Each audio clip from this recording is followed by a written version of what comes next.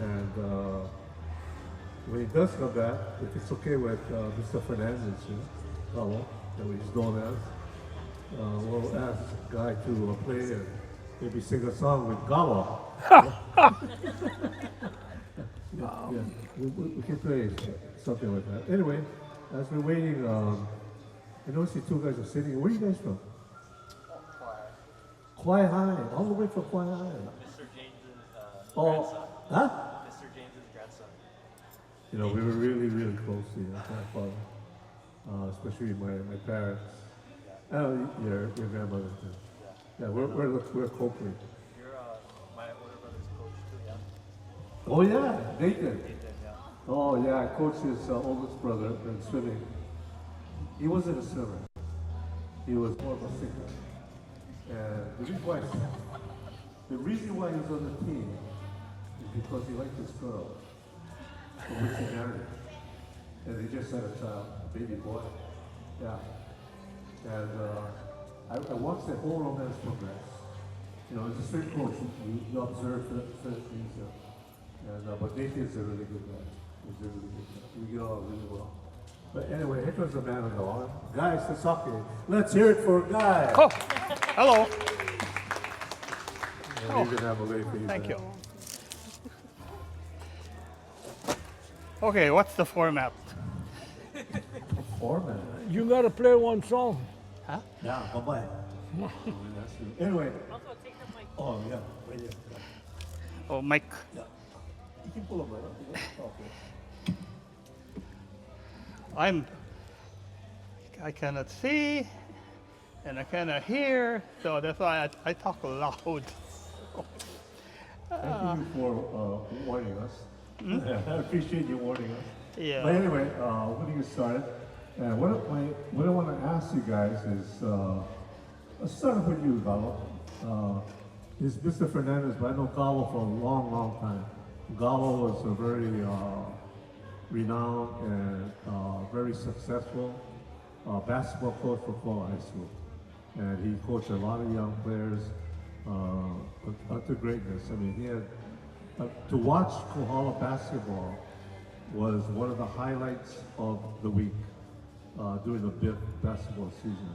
Because Kohala always turned out great players, yeah, for a small town. Well, Galo, could you share with us, where did you grow up? Well, I was born in Kohala. Kohala? I was raised in Malio. Raised in Malio.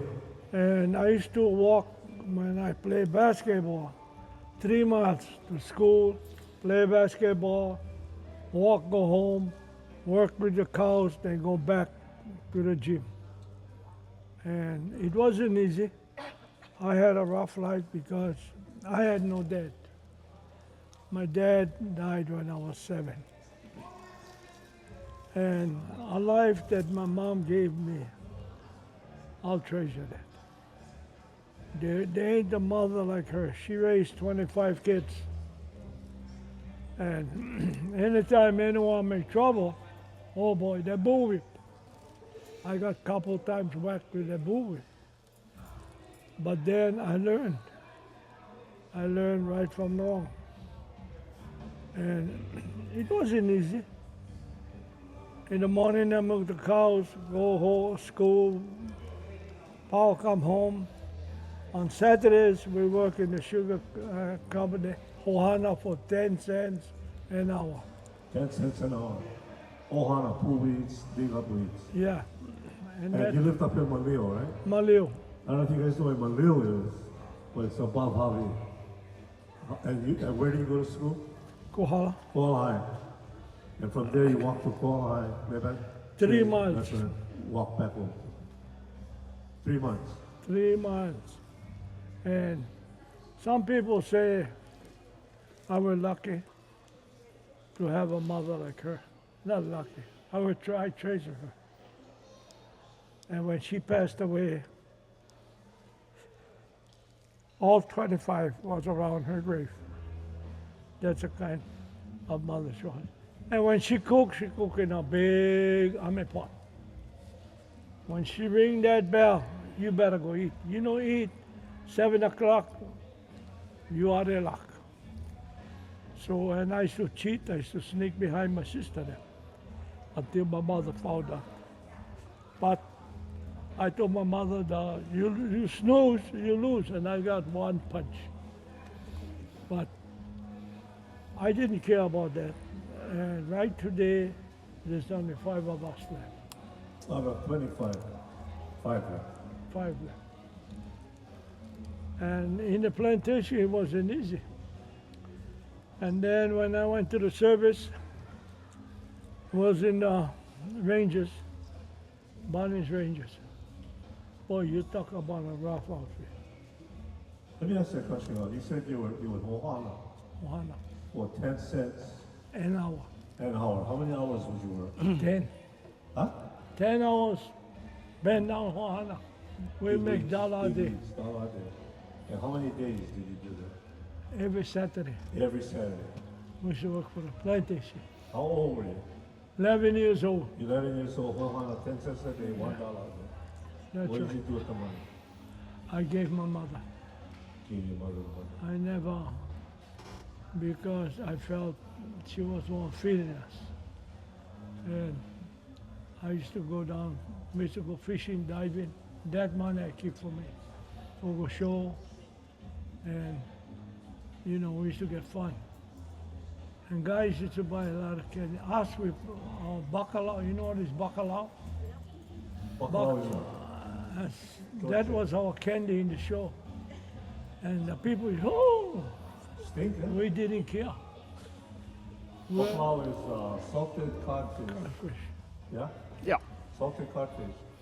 And we didn't care. The fuck was pretty sweet snow, yeah? For me, Those it days sweet. was cheap, not anymore. But It's so You expensive. figure, we used to buy a whole half. There were 7 of us. And it was big. Today, for the same $7, you get 1 inch by 1 inch. I tell How you. much was that buffalo? How much did it cost back then? Back then, it cost us only $3.85. That I don't forget. That's a big slab of buffalo. Bacalao. Today, how much? Today, that slab I think worth about $30. You're right. Guy, what was it like when you were growing up? Where did you grow up? I grew up in Honolulu camp, not realizing that we were poor. We had no clue what being poor was. Huh? Lower mill or upper mill? Or? I was up camp, the high class Yeah, area. That was all the supervisors, yeah? No, just the Oh, worker. The supervisors No, lived in all the another foremen. area. You know where Moon live now? Yeah. That was Oh, so Cody you were and upper- Gomes, Upper Honolulu camp. the Halaula Road, the Puka Puka Road. Yeah, there was the more upper thing, guys. No, that was past the bridge, and Yeah. you know when you first turn into Halaula, Yeah. that was where the supervisors lived. Oh, okay. And then if you go past the bridge, which doesn't exist anymore, that's where the common workers stayed. My parents moved in 1930. That's how I found out. I'm in the house now. 1930. The house is 95 years old. And then below the mill, we had the railroad bridge. That was a separation. The down camp guys, Down where camp. Betty guys live, the Shimabukuros. Okay. And then, of course, if you go down to that road, that's where the lighthouse used to be. Why they tore it down? Oh, that really hurt me when they tore down that iconic lighthouse. And then those days, you know, a whole bag of rice was $10. 400 pounds. Yeah, and then the test of your manhood was to see, you know, you're 12 years old, if you could lift up the bag. That was, you could. I could. I used 12 to work years old, you Nakahara were there. store. And then one of my jobs for the bacalao was brush all the red doodle off before the day started. Was Oh, all right, was right. all outside. Right, that's a little bit too much information. But those days, you know, my mom would cook rice and send my dad and my brother and I down to the lighthouse and dunk and come home with 3 popa. Huh? You know, Opa. yeah, that was our dinner. So Oh my goodness. And you know, we all had chickens and had pigs. Right. I'm a fisherman. Yeah, And you guys will go down Kohala Lighthouse yeah, fishing, and you bring home popa'a. Yeah. Popa'a is the kind of fish, the poke fish. yeah, the kind of fish that the world's lousiest fishermen would catch because it's all they can catch. But it was I mean, good to eat. I had moi too. You know, when Oh, okay, now had we talk. bagasse on the shoreline, the Right. moi Yeah. would come in. Yeah. And you remember Johnny Fuelas? Yeah, Johnny Fuelas told me a story. He said, "Oh, you know, Jeff, we used to go fish for boy and my father down Kohala Lighthouse, and it was my job to carry the fish. They put them all in a backpack. He said I had to carry all this point, and the thing was heavy. Hey, it was hard work. And I said, how many fish you had? We had 6 moi. oh, And I big looked- buggers then, Yeah, huh? and I looked at him and said, wow, you loser. Only 6 fish. And he looked at me really angry and he said, yeah, there was 10 pounds each. And that's the kind of fish they caught at Kohala Lighthouse. It was 10-pound moi, which was like huge. Those days you could, you know, they have the term sustainability now. We lived it, sustainability. Everybody had a garden, had the Puerto Ricans, the Filipinos, you know, the Japanese. Everybody had their own specialty. Where my dad was a fisherman, so he would give fish to somebody, and we would get vegetables in return, or a piece of pork. And my job, which I hated, was clean the chicken coop after school. I couldn't go play. Then the worst was so hard. I mean, killing the chicken. Oh, I hated that. But being boys, we would just cut the head off and let that bugger run all over the place. And to dip in the hot water. Oh, I didn't like that. Galo, did you, you know, you had a big family. You guys would go hunt every Saturday. That says an hour, $1. And you give them $1 to your mom. The guy just shared with us that a 100-pound bag of rice Yeah. was $10. Yeah. How else would you guys supplement the family with food and whatnot? Well, mostly like Galo, Galo guys. go easy. You know, we Yeah, I'm gonna ask work. Galo right now. 8th grade, we go pick up. We go pick up nuts. You know, that was the biggest mistake the plantation ever made. You know, how us kids Yeah, you can't see it. pick up nuts. You know, we had maybe like 10 kids all day long. We're only fighting nuts. Not even one bag. Oh, thank With you. 10 kids. Wow. Okay. But at least we had $1 an hour at that time. Us was more Galo, rich how about than your you. family?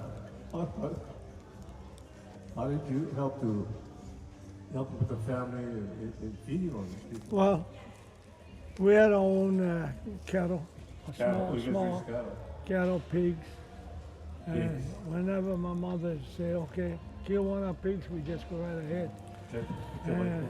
And exactly when you look at it, those days were, as he said, my mother had a big, nearly almost 12 acres of sweet potato, the orange. 12 acres of sweet potatoes. Yeah. A lot of guys used to come up together. Yeah.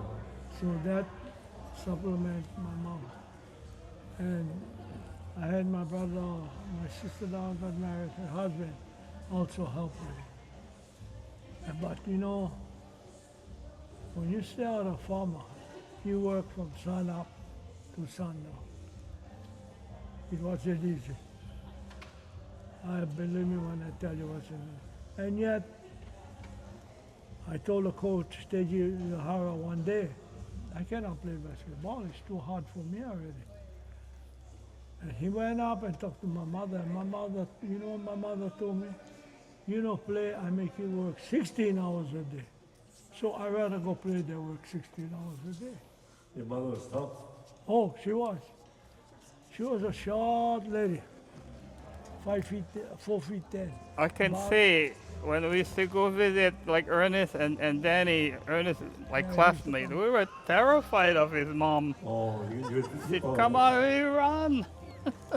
So you guys are good friends since growing yeah, up? but Well, him they and were my far, brother you know, they Ellis. were up like the existing Maleo Ridge now, but on the side, the dirt road, where Kita store used to Yeah. be, you gotta go up that dirt road, and they had to walk that road, you know, with the cane truck going on it, all mud, and they gotta go school with that, so. It wasn't easy, but I didn't mind. I keep memories in me that I told my kids already. And you know, my boy told me I was crazy to work there for 10 cents an hour. Your boy told you that. I said, yeah, because I've been put to school for carpenter. Now you can build your own house. It cost me over $400,000, believe me, ladies and gentlemen, to put my 4 kids to school. But I don't regret it. Today, they're all up there. My grandchildren, I have one granddaughter who is a doctor. Oh. I have 2 grandsons who is teachers. So I don't regret it because now I have one grandson every now and then. When I go to Vegas, he come by and say, here, Pop, $300. Oh, right. So you see, they appreciate it. Yeah. And our family were always close together. And if you hit one from Maleo, then you gotta hit the whole 25, believe me. Girls and all. I had one sister. Compa, I got a compa. I had one sister that she was worse than a boy. Yeah, my sister Jane. Man, she goes, she grab on stick or whatever, and she pound them. But we're always together. Nobody full of, not even the principal of Kohala High School, Mr. Heminger. I heard that name before. He wanted to hit me with a rubber hose. Heminger. I went home, I told my mother.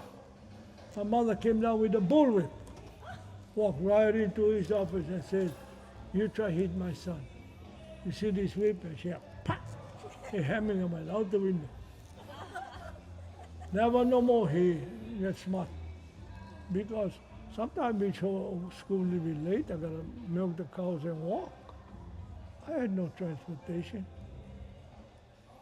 So from that day on, Heminger never did bother me. And it's something that I tell kids nowadays, why you guys talk back to your guys' mother? Why you guys don't listen? I know the answer they gave me, we don't care, we call the cops. That's what it is. Too lenient nowadays. That's why a lot of kids in trouble. Believe me when I tell you that. It's something that, I don't know how Sasaki feel, but even my grandchildren used to get smart. You talk back to the grandmother, one punch got me. So they know they don't talk back. I was going to ask the guy, you know, what Galo just shared, the strictness of his mother, and not only with them, but anybody else that was maybe affecting the family in some way. How did your family deal with Well, I was a Kolohe kid, you know, Halula camp. We'd go. The big adventure was be a Boy Scout, set up a tent in the backyard, and go all around the neighborhood and steal everybody's fruits when we can just ask, you know, and they would give it to us. But we got disciplined. The favorite was a piece of firewood or a black rubber hose. You know, we had corporal punishment, but his mom, we used to be terrified. You know, I went to Halaula school, and Mrs. Heminger, she was my 6th grade teacher.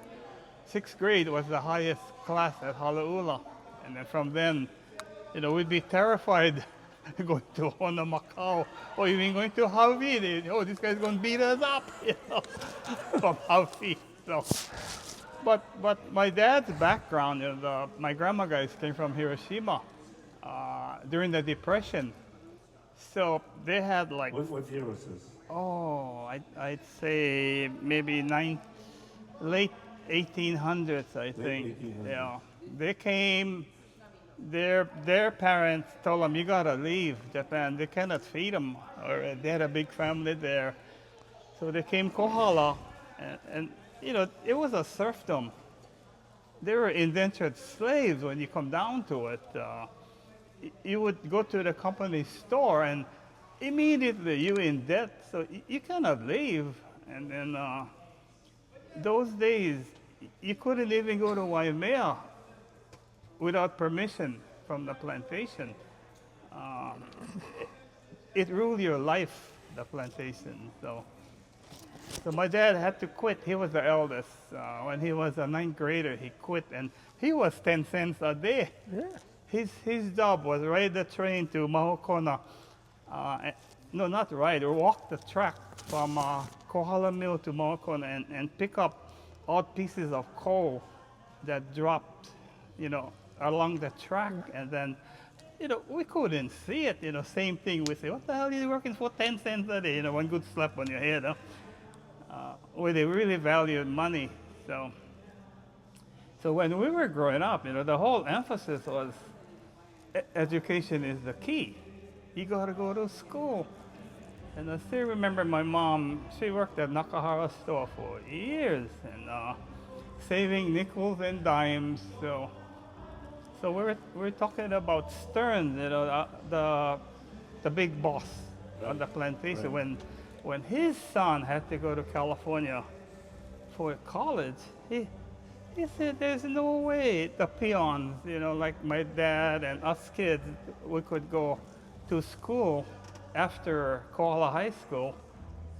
It was like either join the army or go work plantation. So I did the whole gamut of jobs, plantation, shoot poison, cover seed, or throw You chose seed. to go to work. Well, Not when to go to Stearns work. found out how much it costs to send a kid to school, he gave us aspiring students summertime jobs. So we got first crack. I think we're the only plantation in the whole territory where they give the kids jobs. I worked all over, in the mill, painting. How old were you? Oh, ninth grader. Ninth grade. Yeah, so I could go work already, So. And then the favorite, we catch the service truck at 6 o'clock in the morning. The whistle used to blow. The plantation was below 6 o'clock. Yeah, wake everybody up, and then all the older kids, like The my whole brother town guys, heard the whistle. they would hang around by the banyan tree by Harvey. The older kids would go smoke cigarettes and shoot crap. Of course, we were younger. They tell us beat it, I see. So, I know you guys know, but I'm just making sure. I'm going to ask Galo a question. Galo, with your family, your big family, when Guy was knocking on, how important was education for your family? Oh, my mom always made sure that we get our education. Education because for me and my older brother Kenneth, we had to go to work. So then I told my mom, you know what, I cannot do this no more. I'm going in the service. I went in the service. You joined with Army? Was basic training in the army, then I went to the Bonnie's Rangers. Oh, okay. And Bonnie's Rangers, to make that there, man, you gotta swim 10 miles with your backpack on. Almost I drowned, and this Samoan boy didn't help me all the way. After that, when we was in the Rangers, nobody used to flow with us. And then we used to get extra money because when we jump from the plane, you get $45 extra. You were a ranger. Ranger. And man, we used to get a lot of fun. What'd you do with your money? I gave my mother believe me, I tell you something, all I kept is just enough for I go through the 1 month. And everything you gave to your mom. Gave my mom. That was how it was. That's all. That's how it was. But all Puerto Ricans, you gotta help. And then one day I came home, I looked 2 more kids at the house. I said, my mother, what is this? She said, I found them in Hilo rubbish down by Mama Street. I brought them home. Oh my That's goodness. the kind of lady she was. That's why when I'm talking to you guys, it hurts inside. Because she was one hell of a lady. And if you guys had her as a mom, you guys would feel the same as I do. My mom, to me, was a treasure. But you know one thing I'm going to say? The only thing I never liked, before we had camps, Japanese camp, Filipino camp, and whatnot. Man, we go by one Japanese camp, they like kill you. You go by a Filipino camp, they still with a K knife. They don't want you to just like in a marriage. Oh, they want people to intermarry. Yeah. So Japanese camp stayed there. Yeah. You stay with your. Stay you are. And then finally one day, I don't know, I went by Unimil, they the Puerto Rican camp, the Philippine and the Japanese camp. One day I told our boys, let's settle up, let's go through these Japanese camp. Go fight. Let's fight, we're going to fight. And we went and had this old Japanese man, he said, where you going? Right up here, right by the. He said, the old man, I said, the first old man come at me, I rope him and I drag him. Ever since then, we all said I work together, Japanese, Filipino, and the Puerto Rican. But you have to put on authority what you're going to do. But Camp 17, we had a hard time too. And there were some nice Japanese girls, you know. Believe me. Camp 17. What was Camp If- 17? If I may interject, Yeah, when go ahead. when we had the Big Five politically in Hawaii, mostly New England missionaries that came to Hawaii, the ultimate goal of forming these camps was to keep the races separate Yeah. so that they couldn't interact and start talking politically, to organize a union, let's say. So it was a deliberate effort so nobody would communicate. And then if you tried to complain about working conditions, you would just get whipped. My grandma got whipped. I couldn't believe that. True. If you hear the song, "Here Comes the Hallelujah," he rides on a big white horse, he too much, he peko peko. That means he would beat up my grandma. So I told my kids, when they got older, don't forget your roots. We're only the third generation now here. So it was quite a time. And then the turning point came when Pearl Harbor got bombed. And then like half of Kohala, a lot of Japanese just volunteered in the 442nd and 100th Battalion. And That's they right. fought and they got killed. That the memorial is up here. My brother is one of them. He died Vietnam related. But after the war, with the GI Bill, they got educated.